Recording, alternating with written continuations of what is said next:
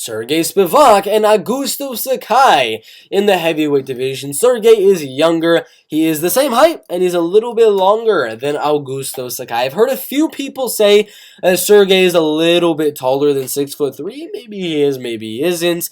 But it's clear the UFC wants Sergey to win. Augusto is on his decline right now. Got knocked out 3 times in a row. At least they are over him in the 5th round. Ground and pound TKO. Jairzinho Rosenstruck in the main event, I believe, round 2. I couldn't be mistaken. And then Tai Tuivasa. But a lot of good guys. A lot of them in the top 10 or were in the top 10 before they retired.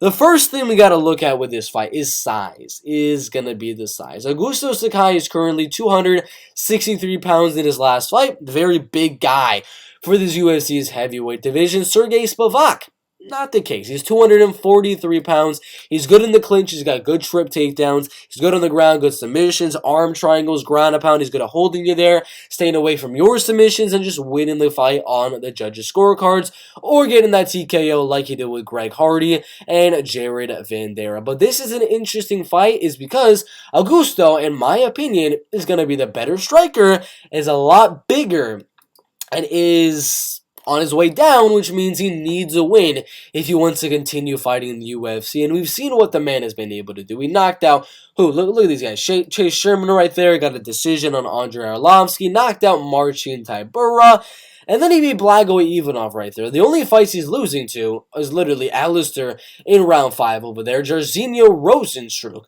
at the end of round 1. That's a very powerful guy. And then Tai Tuivasa. None of the guys he's losing to have the same style of Sergey Spivak. Sergey is the guy that's looking to get you in the clinch and take you down. Now, I was originally going to go Sergey Spivak. As soon as I saw the fight, I was like, yeah, I'm going to go Sergey. I think he takes the fight down, wrestles, grapples, wins the fight. Sure, Sergey Spivak, unanimous decision, but I'm changing it. I'm going to go the underdog here. I don't like going the underdog on a guy that's on a big losing streak like this, getting knocked out a lot of times, but I do think Augusto is going to hit Sergey a lot harder than Sergey is going to hit Augusto, and I don't think the wrestling is going to be there for Sergey. I think he might be able to land a few takedowns, things like that, but Sergey's not that big, man. He's going to be 20 pounds lighter than Augusto Sakai. Not as strong as Augusto Sakai. So I think Augusto defends the takedowns, keeps the fight on the feet in the striking, and wins the fight by a decision. If we look